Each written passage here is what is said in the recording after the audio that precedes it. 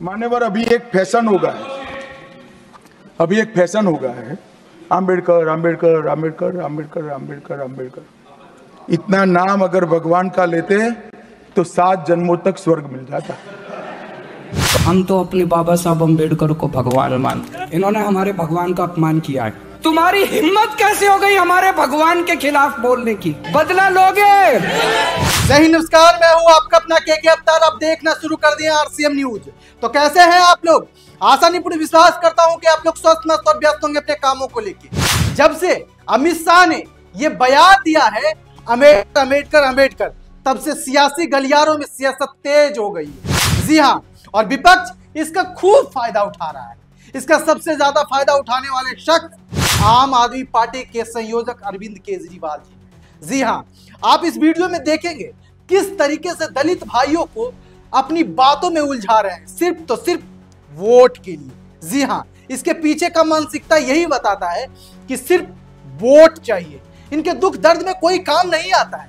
केजरीवाल का कहना है इसका बदला लेंगे ना, इसका बदला लेंगे ना, जो बाबा साहब का अपमान किया है उसका बदला लेंगे ना। कैसे लोगे? मुझे वोट देकर लेना। जी हाँ, चाहे कोई भी नेता हो, सब अपने हित की बात करते हैं जिससे उनका फायदा हो। जी हाँ, देखिए इस पूरे वीडियो को और समझिए। हम तो अपने बाबा साहब अम्बेडकर को भगवान मानते हैं। इन्होंने हमारे भगवान का अपमान किया है। तुम्हारी हिम्मत कैसे हो गई हमारे भगवान के खिलाफ बोलने की? बदला लोगे? वाल्मीकि सदन में तो मेरा हर तीसरे चौथे दिन आना लगा रहता है। कभी किसी का ब्याह, कभी किसी की सगाई, कभी किसी का बर्थडे, कभी कुछ। लेकिन आज जिस मुद्दे की वजह से आए हैं वो बड़ा दुखदाई है, बड़ा पीड़ादायक है। अंदर तक दुख हो रहा है। हमारे देश की संसद एक तरह से सबसे बड़ी पंचायत है इस देश की, जहां पे पूरे देश से चुने हुए लोग जाके बैठते हैं और देश की समस्याओं पे चर्चा करते हैं। परसों शाम को 6:30 बजे के करीब हमारे देश की संसद में गृह मंत्री जी अमित शाह जी ने एक स्टेटमेंट दिया। उन्होंने कहा अम्बेडकर अम्बेडकर अम्बेडकर अम्बेडकर अम्बेडकर। ये कहना आजकल एक फैशन हो गया है। इतनी बार अगर भगवान का नाम लोगे तो 7 जन्म में स्वर्ग मिल जाएगा। ये शब्द तो अपने आप में बहुत पीड़ादायक थे, अपमान करने वाले थे। बाबा साहब अम्बेडकर का अपमान करने वाले शब्द थे। लेकिन जिस लहजे में उन्होंने कहा, जो टोन थी उनकी कहने की, ऐसे लग रहा था जैसे अंदर से उनमें नफरत भरी पड़ी है। जैसे कहते हैं ना हम, कई बार हमारे कहने के लहजे में पता चल जाता है आदमी मजाक में बोल रहा है कि व्यंग्य कर रहा है कि दुख से बोल रहा है। लहजे में, उनके लहजे से लग रहा था कितनी नफरत करते हैं वो बाबा साहब अम्बेडकर से। एक बार मेरे को लगा शायद मुंह से निकल गया होगा, लेकिन अगले दिन प्रधानमंत्री मोदी जी ने बयान देके उनका समर्थन किया अमित शाह जी का। जो अमित शाह ने पिछले दिन बोला संसद में, मोदी जी कह देते भाई ये जो बोला मैं इससे सहमत नहीं हूं, चलो हम मान लेते। हमें लगता भाई अमित शाह के मुंह से निकल गया होगा। मोदी जी ने उनकी बात का पूरी तरह से समर्थन किया और शाम को कल 5:30 बजे प्रेस कॉन्फ्रेंस करके अमित शाह ने अपनी बात को सही ठहराया। इससे क्या पता चलता है? इससे यह पता चलता है इन्होंने जानबूझ के, सोच समझ के ये बात संसद में कही थी। एक नीति के तहत कही थी, सबको, पूरे देश को मैसेज देने के लिए कि अंबेडकर के लिए उनकी क्या भावनाएं हैं। दोस्तों, मैं अपने आप को अंबेडकर जी का केवल फैन नहीं मानता, मैं उनका भक्त हूं, भक्त। मैंने पहले भी उनके बारे में बहुत पढ़ा, लेकिन जब जेल गया तो मैंने उनकी जीवनी कई बार पढ़ी। उनका जीवन पढ़ने से बहुत प्रेरणा मिलती है। जितना संघर्ष उन्होंने किया ना, मुझे नहीं लगता बहुत कम लोग हैं जिन्होंने जिंदगी में इतना संघर्ष करके, और एक मामूली सा आदमी कहाँ पहुँच गया, कितनी ऊंचाइयों पे पहुँच गया कि कोलंबिया यूनिवर्सिटी में ने अभी उनको पूरी सदी का सबसे बड़ा विद्वान घोषित किया अमेरिका की यूनिवर्सिटी ने, कि पिछले 100 साल में ऐसा विद्वान नहीं हुआ। इतना बड़ा उनको तमगा दिया है, पूरी दुनिया में उन्होंने नाम रोशन किया है। ऐसे व्यक्ति का इन लोगों ने अपमान किया। हम लोगों ने आम आदमी पार्टी में बाबा साहब अम्बेडकर की, हम 2 महानुभावों को अपना आदर्श मानते हैं आम आदमी पार्टी में, बाबा साहब अम्बेडकर और भगत सिंह। ऐसा नहीं कि हम दूसरों को आदर्श नहीं मानते। गांधी जी हैं, जवाहरलाल नेहरू जी हैं, सुभाष चंद्र बोस हैं, बहुत सारे हमारे स्वतंत्रता सेनानी हैं, उन सबको भी आदर्श मानते हैं। लेकिन इन 2 को सबसे ज़्यादा मानते हैं हम, बाबा साहब अम्बेडकर और भगत सिंह। तो हमने दिल्ली सरकार में और पंजाब सरकार में आदेश पारित कर दिया है कि हर दफ्तर के अंदर इन दोनों की तस्वीर लगाई जाएगी। मेरी तस्वीर नहीं लगाई जाती। आप किसी सरकार में चले जाओ, उस सरकार में उसके मुख्यमंत्री की तस्वीर लगती है हर दफ्तर में। आप केंद्र सरकार में किसी दफ्तर में चले जाओ, वहां पे मोदी जी की और राष्ट्रपति जी की तस्वीर मिलेगी। दिल्ली सरकार के दफ्तर में केजरीवाल की या आतिशी जी की तस्वीर नहीं मिलेगी, वहां पे बाबा साहब अम्बेडकर की और भगत सिंह की तस्वीर मिलेगी आपको। हमने आदेश, और घर में जहां मैं रहता हूं, मैं जहां बैठता हूं, मेरी कुर्सी के ऊपर मेरे घर पे भी बाबा साहब अम्बेडकर की तस्वीर लगी हुई है। इतना मानते हैं हम उनको। दिल्ली सरकार के सारे स्कूलों में, जैसे मैंने कहा ना, मेरे को प्रेरणा मिलती है उनके जीवन से। स्कूलों के अंदर, सरकारी स्कूलों के अंदर, दिल्ली सरकार के सरकारी स्कूलों के अंदर हमने बाबा साहब जीवन को पढ़ाना चालू कर दिया, ताकि हर बच्चे को उनके जीवन से प्रेरणा मिल सके। बाबा साहब अम्बेडकर क्या कहते थे? सबसे ज्यादा उन्होंने तवज्जो दी शिक्षा को। उन्होंने बार बार बोला, समाज के लोगों को बोला कि अपने बच्चों को पढ़ाओ, अच्छी शिक्षा दो, तभी समाज आगे बढ़ेगा। बोला था कि नहीं बोला था? आज सबसे ज्यादा तवज्जो हमने शिक्षा को दी है। दिल्ली के सरकारी स्कूल इतने अच्छे कर दिए कि अब मेरे दलित समाज के, मेरे वंचित लोग, मेरे पिछड़े लोग, आज उनके बच्चे डॉक्टर बन रहे हैं, इंजीनियर बन रहे हैं। 12वीं क्लास तक मैंने शिक्षा फ्री कर दी। उसके बाद जब हमारे समाज में भी बच्चे बहुत इंटेलिजेंट हैं, लेकिन वो कंपटीशन के पेपर नहीं दे सकते थे, क्योंकि कंपटीशन के पेपर देने के लिए बहुत सारी फीस चाहिए होती है। तो हमने कह दिया, भाई जो कोचिंग की फीस है वो सारी फीस दिल्ली सरकार देगी, आप अपने बच्चे का एडमिशन करा दो और सारी फीस हम। जय भीम योजना हमने दिल्ली के अंदर लागू करी। तो मेरी भावना बहुत बुरी तरह से मैं पीड़ित हुआ जब मैंने अमित शाह जी के स्टेटमेंट को सुना। और मैं समझता हूं मेरे जैसे करोड़ों करोड़ों लोग हैं जिनको पीड़ा पहुंची होगी। पीड़ा पहुंची कि नहीं पहुंची? सबको दुख हुआ। किस किस को दुख हुआ उनका? अमित शाह जी का बहुत दुख हुआ सब लोगों को वो स्टेटमेंट। वो कहते हैं कि इतना भगवान का नाम लोगे तो 7 जन्म में स्वर्ग मिल जाएगा। मैं उनको कहना चाहता हूं, बाबा साहब अम्बेडकर आधुनिक भारत के भगवान से कम नहीं है। आधुनिक भारत के भगवान है वो।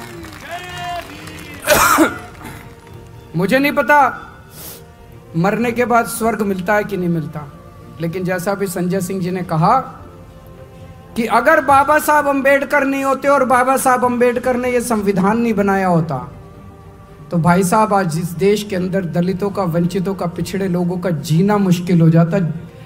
स्वर्ग तो बहुत दूर की बात है, उन्होंने जीने का अधिकार दिया है हम लोगों को। आज ये जो बीजेपी वाले आजकल झुग्गियों में जा के रह रहे हैं, इनका मन नहीं करता झुग्गियों में जा के रहने को। कोई मन से नहीं जाते, ये मजबूरी है इनकी झुग्गियों में जाके रहना। और क्यों मजबूरी है? बाबा साहब अम्बेडकर का संविधान मजबूरी है। कैसे? आप पूछोगे कैसे? संविधान में उन्होंने वोट का अधिकार दिया है। जब संविधान बन रहा था, संविधान सभा के अंदर चर्चा हुई, चर्चा में बातचीत उठी, भाई वोट का अधिकार किसको मिलना चाहिए? उसमें कई लोगों ने कहा कि वोट का अधिकार केवल पैसे वालों को मिलना चाहिए, गरीबों को नहीं मिलना चाहिए। उसमें कई लोगों ने कहा कि वोट का अधिकार पढ़े लिखों को मिलना चाहिए, अनपढ़ को नहीं मिलना चाहिए। ये 2 बातें उठी थी। एक तो ये कि गरीबों को नहीं मिलना चाहिए, और एक ये कि अनपढ़ लोगों को नहीं मिलना चाहिए। बाबा साहब अम्बेडकर अड़ गए संविधान सभा में। उन्होंने कहा हर नागरिक को, चाहे पढ़ा लिखा हो, चाहे गरीब हो, चाहे अमीर हो, चाहे अनपढ़ हो, उनको वोट का अधिकार मिलेगा। भाई साहब, आज आपके वोट का अधिकार बाबा साहब अंबेडकर ने दिलवाया है। आज झुग्गी झोपड़ी में रहने वाले एक एक आदमी के पास वोट का अधिकार है, इसलिए बीजेपी वाले जाके झुग्गियों में रह रहे हैं। अगर बाबा साहब अंबेडकर ने वोट का अधिकार नहीं दिलाया होता, ये सारी झुग्गियां तोड़ के इनको पता नहीं कहां फेंक देते ये लोग। गलत तो नहीं कह रहा भाई साहब? हर चुनाव के पहले देख लो इन बीजेपी वालों को, नौटंकी करके किसी दलित के घर में खाना खाने जाते हैं। चुनाव के पहले देखा कि नहीं देखा? नौटंकी करते हैं किसी दलित के घर में खाना। इनको दलितों से प्यार नहीं है, इनको गरीबों से प्यार नहीं है, इनको पिछड़ों से प्यार नहीं है, इनको आपके वोट से प्यार है कि नहीं बहन जी? इनको आपके वोट से प्यार है। वो वोट किसने दिया? बाबा साहब ने वोट दिया। अगर बाबा साहब आपको वोट नहीं देते, ये बीजेपी वाले मजाल जो आपकी, इनको मैं देख रहा था ये झुग्गी में जाते हैं। कल मेरे को एक बता रहा था कोई, जिस झुग्गी में इनका एक बड़ा नेता गया था, वहां से कोई मेरे से मिलने आए कुछ लोग झुग्गी से। मैंने पूछा क्या हुआ? बोले जी आया था 11 बजे निकल लिया, कट लिया। फोटो वोटो खिंचाई, थोड़ी देर हमारे बच्चों के साथ नाटक करा कैरम खेलने का, उसके बाद बोला लेट गया बिस्तर पे, बोला मेरी फोटो खींच लो। फिर लेटे हुए की फोटो खींच ली, फिर बोला अपने घर चला गया। सवेरे 6 बजे फिर आ गया। ये इनका प्यार है। दूसरे एक और नेता का पता चला, मैंने देखा सोशल मीडिया पे, उसको तो आपको छूने में तकलीफ होती है, आप में से बदबू आती है इन लोगों को। वो क्या कर रहा था, उसके बगल में एक और था उसका, उन्हीं की पार्टी का, वो अपने हाथ से उनका अपना पट्टा लेता था, अपने साथी को देता था और साथी पट्टा पहनाता था। खुद को तो पट्टा पहनाने में भी शर्म आती है, खुद को तो पट्टा पहनाने में भी तकलीफ होती है। अपने हाथ से पट्टा भी नहीं पहनाएंगे आप लोगों को, दूसरे के हाथ में देंगे, वो पट्टा पहनाएगा। आप सोच के देखो, अगर बाबा साहब ने आपको वोट का अधिकार नहीं दिया तो ये क्या हालत बनाते आप लोगों की। गलत तो नहीं कह रहा? ऐसी हालत बनाते ये लोग, ऐसी हालत बनाते आप लोग याद रखते। आज आपको पढ़ने का अधिकार मिला, आपके लिए स्कूल बनते हैं। क्यों बनते हैं? बाबा साहब ने आपको वोट का देने, तो ये पढ़ने नहीं देते ये लोग। मजाल जो आपके अपने समाज को, पिछड़ों को, दलितों के लिए इसको स्कूल में नहीं घुसने देते। अंग्रेजों के टाइम में बाबा साहब का जीवन उठा के देख लो आप।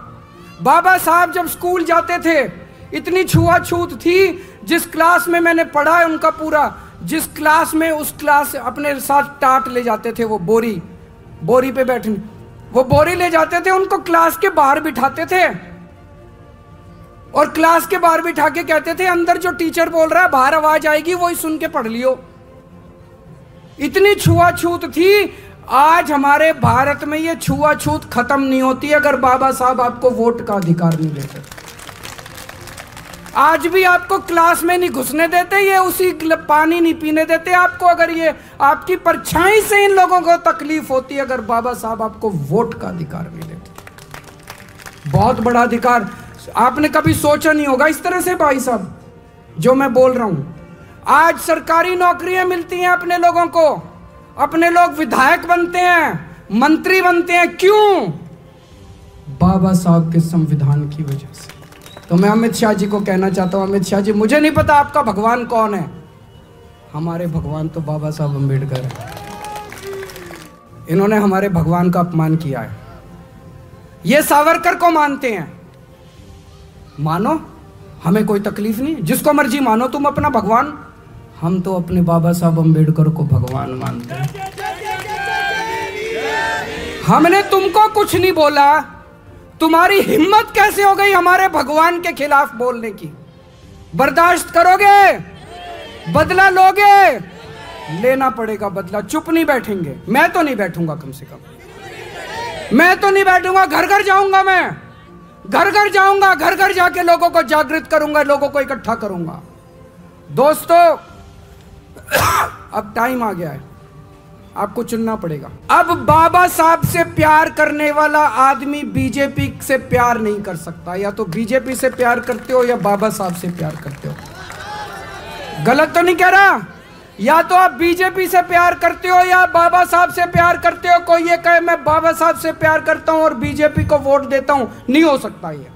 इसका मतलब झूठ बोल रहे हो आप। बाबा साहब से आपको चुनना पड़ेगा, चाहे बाबा साहब और चाहे जो बाबा साहब से करे प्यार वो बीजेपी को करे इनकार।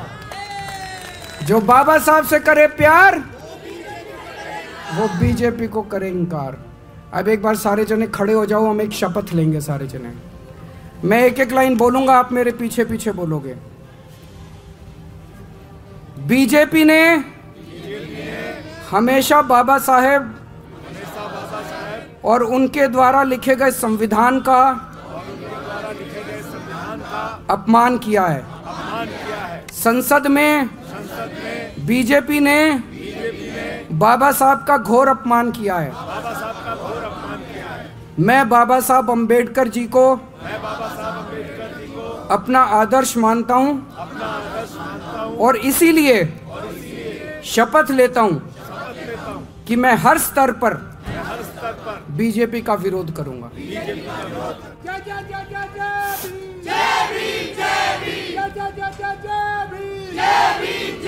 अब ये शपथ अपने को घर घर जाके लोगों से साइन करानी है। मंजूर है? टाइम देना पड़ेगा। जो जो लोग बाबा साहब से प्यार करते हैं उनको तन मन धन से, जो जो लोग बाबा साहब से प्यार करते हैं उनको तन मन धन से अब इस आंदोलन में जुड़ना पड़ेगा। अंत में मैं 4 लाइन ही कहना चाहता हूं जो मैं बहुत मानता हूं। रुतबा मेरे सर को तेरे संविधान से मिला, ये सम्मान भी मुझे तेरे संविधान से मिला। औरों को जो मिला वो मुकद्दर से मिला, मुझे तो मुकद्दर भी तेरे संविधान से मिला। जय भीम। बाबा साहब अमर रहें।